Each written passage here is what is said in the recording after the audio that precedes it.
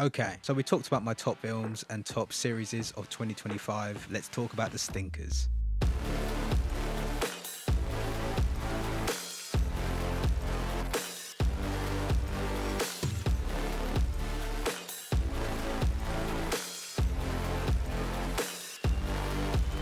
So, 2025 was a great year for films and TV. However, we got some really bad films and some awful series. So first up, you already know this is going to hit the list. I made a review on it. War of the Worlds with Ice Cube. This film was so bad, it wasn't even funny bad, it was just bad. So as you probably know, the movie takes place all in Ice Cube's office, with him working for the government, and the classic War of the Worlds storyline takes place. The effects are really bad, it's awful CGI, not even like AI bad. It is worse than Spy Kids 3. It's also got to be one of Ice Cube's worst performances, with the reaction to what he believes is his son's death, as well as all of these strange, unnecessary twists and a pretty boring storyline as well once you get past the whole alien invasion thing. The whole concept of the aliens coming to feed on our data and then how we defeat them by uploading the virus to them, it was all just a bunch of nonsense and it just didn't translate well to film. As the only thing that's kind of got saving this film is the idea of this film was filmed during COVID, and in some ways you got to give it some sort of props as it was only filmed over a few days. It was one of those straight to Amazon Prime films, which you can see had quite a low budget, but still nonetheless, this film was awful. I don't think I'd even recommend watching it for a laugh. Yeah, War of the Worlds 2025, stay clear of it. This film was rated rotten for a reason. Next up, we have Snow White. I know this film's on a lot of people's list, but this film was really a train wreck from start to finish, and I'm not even talking about the movie, I'm talking about the whole production of the film. It was doomed from the get-go, with a poorly chosen cast, CGI dwarfs, and a lot of controversial interviews and marketing for the movie. Original cartoon came out in 1937, and very evidently so. Weird. Definitely weird. Rachel Zegler, who I thought was actually pretty good in Hunger Games, is okay in this movie. However, she looks nothing like the source material. The way she was in some of these interviews, she just comes across as so irritating, obnoxious, and quite full of herself. All of Andrew's scenes could get cut. Who knows? It's Hollywood, baby. There was a clip that went viral with her at the cinema with her friends, and she's almost giving grief to the cinema worker that doesn't know that she was going to watch Snow White. One of the reasons why this film absolutely tanked for me. The whole plot of Snow White is that the evil queen is supposed to be jealous of her looks. And then you cast Gal Gadot, who, looking at the comparison here, is she really going to be jealous of her looks? Without being shallow, as beauty is in the eye of the beholder, Gal Gadot's acting in this film is as wooden as can be. There's not much range, and it's one of those films which constantly had me looking at my phone, just checking the time, just to see how long we had left of this utter nonsense. Wasted opportunity with the casting, where you could have had a really good cast for the Seven Dwarfs, which for me could have carried the movie, and they CGI'd all of them, and it just did not work at all. This movie was so bad, it made Disney rethink and pause on the production of their live action Tangled. With these live action Disney remakes, it does beg the question on why Disney making these, because it's the same thing but a little bit different. With all of them, even the ones that did do well, like the live action Beauty and the Beast and maybe Cinderella, it's telling the same story that we've already got in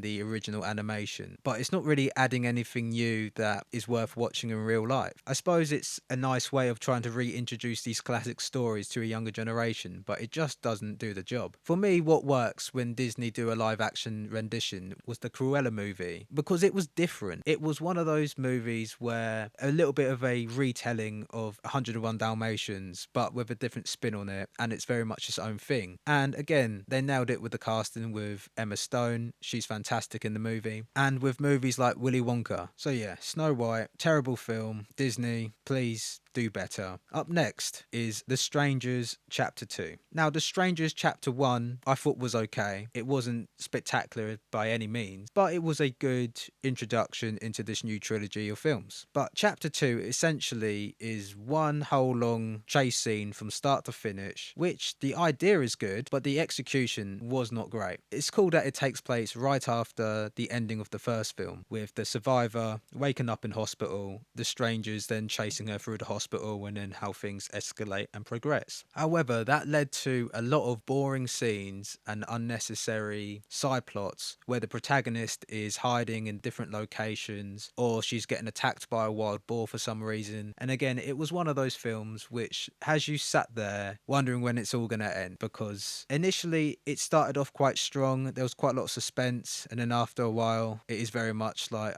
here we go again, more running. Another thing I disliked about this movie is this whole side plot of, is Tamara here? Which again, there's like flashbacks towards the end of this second movie. It's one of those things where it's supposed to be a mystery in the movie and it just feels like absolute nonsense. This story continues from the first movie. Initially you're intrigued on who this character is, why the little girl keeps saying it, and it sort of addresses that in this movie, but at this point it's no longer interesting. It's kind of boring. These movies don't come close to the originals. It's a huge shame for horror fans. They've just made The Strangers uninteresting. It doesn't really seem to go anywhere, and then when you sort of get the flashback scene and the reveal, by then it's uninteresting. It feels almost redundant at that point. Strangers Chapter 2. I've got no hopes really for Chapter 3, but hopefully I'm wrong. Moving on is a series called Malice, which is on Amazon Prime. This series stars Jack Whitehall, who we know quite well from Bad Education or Fresh Meat. A barn cake is a sort of bat, a bat is a tit, and a tit is a tit. And it's interesting seeing Jack Whitehall in a completely different role where he's playing a psychopath. However, it's not really that interesting because he makes it blatantly fucking obvious. Jack Whitehall's character basically feels like a Timu version of Joe Goldberg from You. Already in the first couple of episodes, we see him doing a few malicious things and acting like they're complete accidents. There's a scene where he deliberately gives food poisoning to one of the other characters. There's another scene where he takes another character out for drinks and deliberately gets him drunk, sort of frames him in a way where he gets in trouble with the police. Again, there's another scene where it's just him and this woman by himself and he's hanging up some octopus on a fishing line, and then he basically turns around and says to her, I'd like to hang you up on the line, or something creepy like that. This series could have really told an interesting story and built up the reveal of Jack Whitehall's character being, you know, a psycho or serial killer, or however it's further explored in the series, but it doesn't. It makes it abundantly obvious to the point where I'm sat there scratching my head wondering why no one's suspecting him, because he's dodgy as fuck in the series. There's a lot of wasted opportunity here in the series, as it does have a fairly solid cast, but it really took everything away from me with how blatantly obvious Jack Whitehall's character is at lying through his teeth and pretending he's a nice guy when he obviously isn't. Now, I don't want to go into too much detail on the series and spoil everything. I do think it's worth watching. Initially I was actually quite intrigued to watch this series. I saw it advertised on Amazon Prime, it looked quite good, but yeah, spoiler alert, it isn't. And lastly on this list we have All's Fair, starring Kim Kardashian. Now generally I don't really watch these types of series, but I did watch this knowing that it was going to be bad, but I didn't know it was going to be this bad. So this is basically a dramatized version of Suits. It's very much like a standard lawyer show with a lot of drama, a lot of that over the top exaggerated drama. For some it might be a guilty pleasure, but this was straight up terrible.